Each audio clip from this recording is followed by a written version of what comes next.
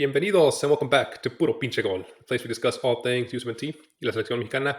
My name is Adrian, joining me once again my co-host Tocayo, Adrian. Adrian, what's good, man? How are you? Hey man, doing all right over here.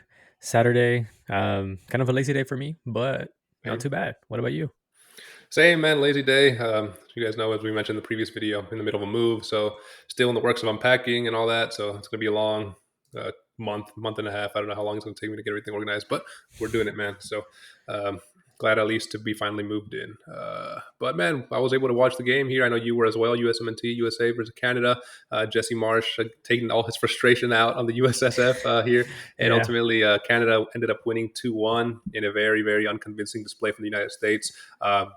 This kind of shows how Canada has, it's a friendly, so take it with a grain of salt, but Canada definitely has closed the gap on Mexico and USA recently. The last 5 matches against Canada for the United States were this loss in September 7th, 2024, 2-1. They tied 2-2 in the Gold Cup in 2023 July. In June 2023, USA won 2-0 in the Nations League. Canada beat the USA 2-0 in the FIFA World Cup qualifying back in January 2022, and a draw back in the FIFA World Cup qualifying 1-1 with Canada. So the last 5 matches have been 2 wins for the USA, 2 wins for Canada, 1 draw. So very, very even. And, today's match, I think, is kind of a reflection of that. And if it wasn't for Patrick Schulte stepping it up in the first half with a lot of really key saves, I think it would have been a lot worse for the USMNT. But what are your quick reactions and quick thoughts on this USMNT performance? What a sloppy performance, dude. Super sloppy performance. All of them were super slow. It looked like they've been playing for a while together, and it just looked like they've been playing for the first time as this lineup with this formation. 6 years of Triple G, either they didn't. I mean, he didn't 6 do years of anything. 4-3-3. Exactly, like he didn't do anything, or these guys just were pretty much carrying the USMNT regardless of Triple G. So I don't know, man. It was a very poor performance, poor show from the USMNT. It's been a while since I've seen a match like that from them. Yeah, for an international friendly, I know we saw a lot of disappointing performances in the Copa America, but for friendly, he was disappointing. And, it just shows the complacency in this USMNT squad, which is why so many people are trying and clamoring for and hoping that Mauricio Pochettino is indeed the one that takes over, because he is known to, get that out of his players and have them perform higher than, maybe they should be. We saw that year time and again with Tottenham Hotspur. Now he was able to consistently battle and get them to, higher places in the table and, Champions League final.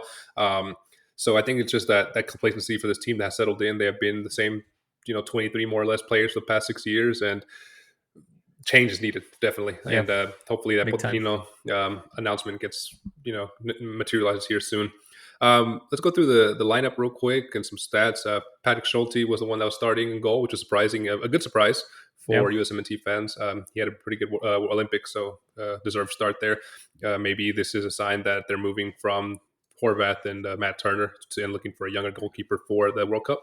The back line of 4, as we mentioned, was going to be Scally, Christopher Lunn, Richards, and Tim Ream in the middle. In the middle 3 was Johnny Cardoso, Malik Tillman, and Yunus Musa.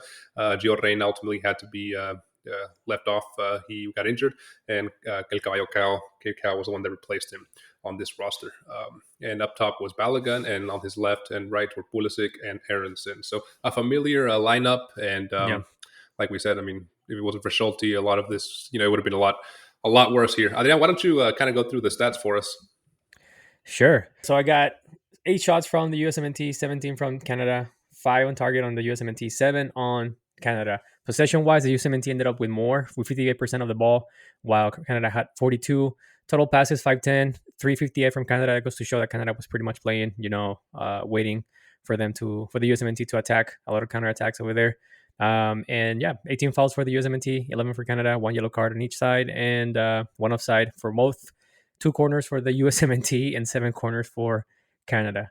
So, you can see that it was an interesting match, needless to say. A match that, obviously USMNT had more possession, but that didn't ultimately mean anything. I think the one chance they had in the first half they created was that Balogun kind of laid it off to Pulisic, and Pulisic shot off wide, which is kind of the only thing that they had going for them in the first half.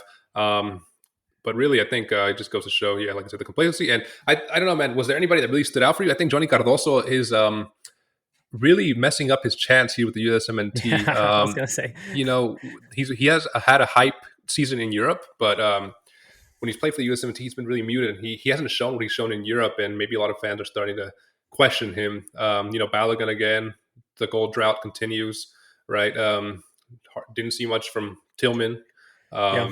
Not a lot to learn from this match. After the match, it was funny because Jesse Marsch said that they asked him if he enjoyed it. He was like, "Yeah, of course I enjoyed it. We were on the front foot the whole match, and this is coming from a guy that feels he got done dirty from USMNT Federation." So, Yeah. I mean, Bro, he 2-1 was to having a Canada. picnic, bro. Yeah, he was having a field trip out there. You can tell. I mean, I was watching the match, and you can tell that he was just enjoying every single moment of it. As far as like a stand-up player for me, maybe Chris Richards is also another player that looked okay on the pitch. Unfortunately, he got overshadowed by how bad Team Green played this match, dude. Team Green had a bunch of turnover balls, easy ones. I mean, he isn't necessarily the culprit on the first goal, but he gives a very bad pass to Johnny Cardoso, and then Johnny Cardoso feels the pressure and just makes a huge mistake, which leads to the first goal of Canada. So overall, I mean, he just looked.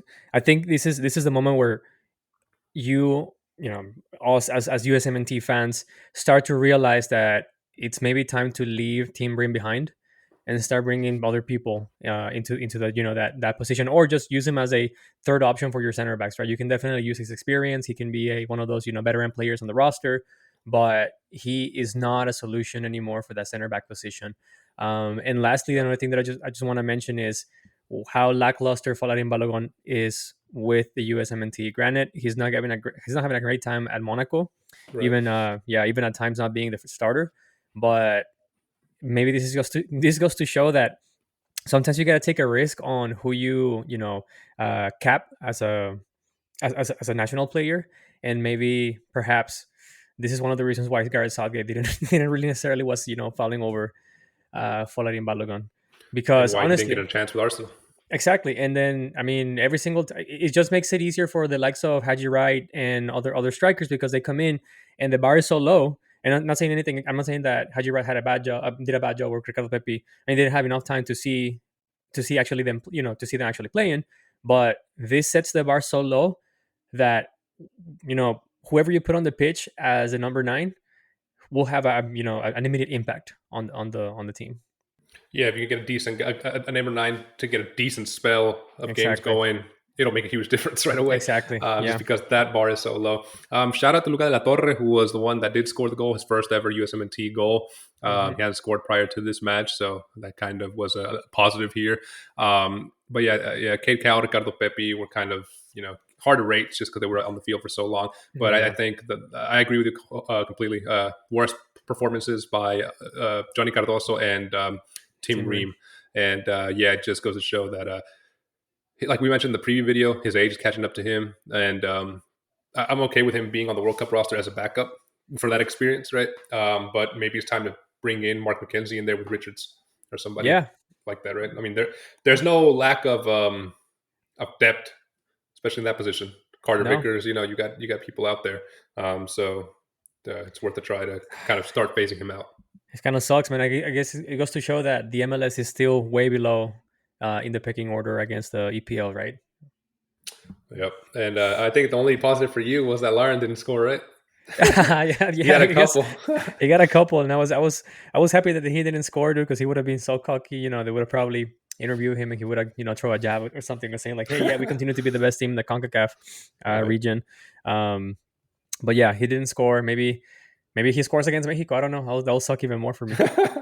There you go. Later tonight, good segue here, Mexico versus New Zealand. We'll also be doing a post-match reaction video to that. So Yes, sir. if you enjoy these post-match reactions, make sure to hit follow and subscribe and check out that video. There, man, let's wrap up this uneventful Saturday match for USA versus Canada. We're going to find us, dude. They can always find us on YouTube. Don't forget to subscribe, hit the like button, and turn on the notifications. You can also find us on Apple Podcasts, Spotify, or wherever you get your podcast on. Last but not least, you can also find us on Instagram and TikTok. We post memes, latest news, and shorts of our episodes. So be sure to follow us and prefer social media platform of choice. And let us know in the comments below what were your thoughts on this Saturday match, Canada-USA. Did anybody stand out for you? Has anybody made a real name for themselves to kind of get back in the pecking order and maybe start for the USMNT? Or was it just a waste of time as far as international friendlies go? Let us know. And make sure to check out later tonight the Mexico-New Zealand game. We'll be watching that for sure. Man, a good one with you, bro. I'll see you in the next one. Always a pleasure, dude. Same. Deuces. See you, man.